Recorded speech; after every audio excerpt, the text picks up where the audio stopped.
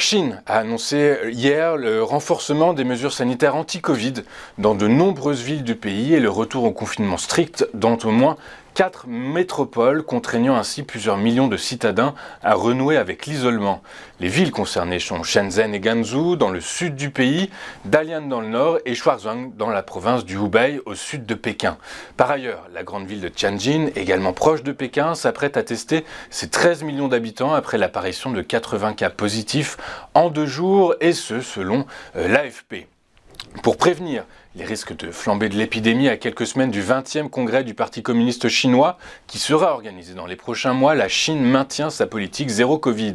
Et ce, malgré les répercussions sur l'économie et l'avertissement de l'Organisation mondiale de la santé, qui a déclaré il y a quelques mois que cette approche n'est pas soutenable.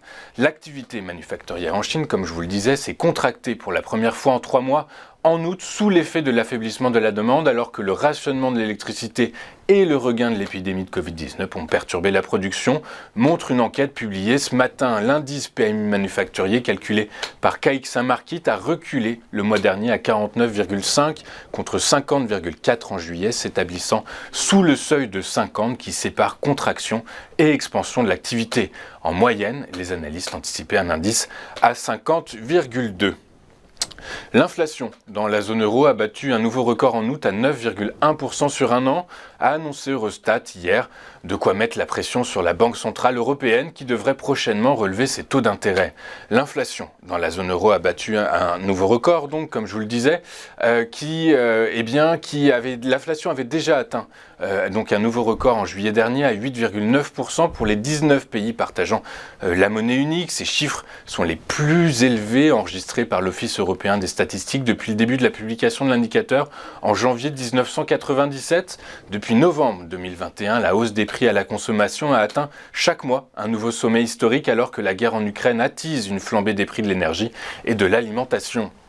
Pour calmer le phénomène, la BCE devrait sensiblement relever ses taux lors de sa prochaine réunion le 8 septembre prochain, après une première hausse en juillet dernier. Par pays, l'inflation la plus faible a été donc enregistrée en France à 6,5%, elle atteint 8,8% en Allemagne, 9% en Italie, 10,3% en Espagne, selon les données harmonisées calculées par Eurostat. Les pays baltes, eux, ont connu les taux les plus élevés, 25,2 en Estonie, 21,1 en Lituanie et 20,08 en Lettonie. La croissance française s'est bien établie à 0,5% au deuxième trimestre, a indiqué l'INSEE hier, confirmant sa première estimation et le rebond de l'économie après un recul du PIB de 0,2% en début d'année.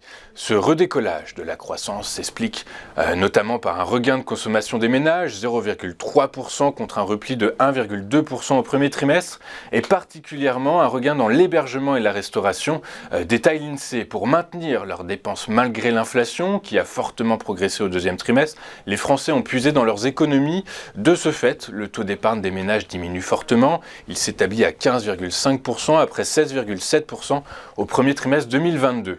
Le pouvoir d'achat des ménages a pour sa part continué à reculer au deuxième trimestre. Après une baisse de 1,6% sur les 3 premiers mois de l'année, il a reculé de 1,1% au T2 2022. Traditionnel point faible de la France, le commerce extérieur a cette fois contribué positivement à l'évolution du PIB. Entre avril et juin, les exportations ont légèrement progressé de 0,9%, tandis que les importations sont restées stables à 0%. Sur la base de ces données, l'INSEE évalue l'acquis de croissance à 2,5% pour l'exercice 2022.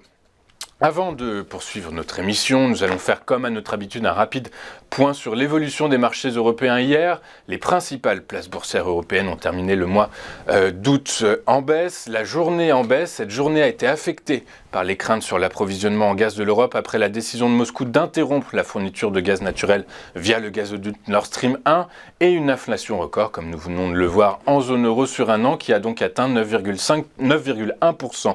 À Paris, le CAC 40 a fini en repli de 1,37% à 6125 points. Le FTSE a reculé de 1,05% et le DAX allemand a lâché près de 1% à 0,97%.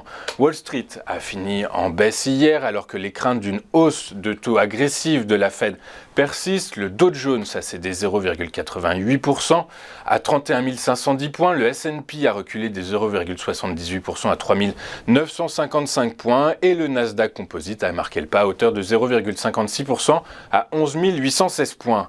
En France, toute la cote a terminé la journée dans le rouge. Les principaux reflux sont à mettre au passif de l'énergie qui a perdu 3,17%, des biens de consommation qui ont reculé de 1,49%, des matériaux de base en baisse de 1,41% et des industries qui ont reculé de 1,22%.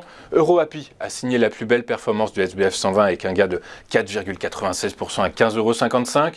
Biomérieux, lui, signe la pire performance de la journée en cédant 5,61% à 91,26 € après avoir communiqué des objectifs estimés trop prudents par les investisseurs. Le marché pétrolier mondial pourrait dégager un excédent plus important qu'anticipé en 2022 du fait de l'augmentation des prix de l'énergie et du durcissement des politiques monétaires qui freinent la demande, a estimé l'OPEP+ dans un rapport publié hier. Dans cet environnement, les prix du pétrole ont reculé, le Brent a cédé 2,52% à 96,81 $ le baril et le WTI a lâché 0,35% à 91,32 $ le baril. Du côté des crypto-monnaies, le Bitcoin a reconquis les 20 000 $ en s'adjugeant une hausse de 1,96% à 20 239 $ l'unité. L'Ethereum a lui pris 2,77% à 1577 $ l'unité. On va marquer une toute première pause et juste après, nous retrouverons Bernard Prats d'Esclos pour un commentaire sur l'ouverture du marché parisien à Paris. Donc à tout de suite sur TV Finance.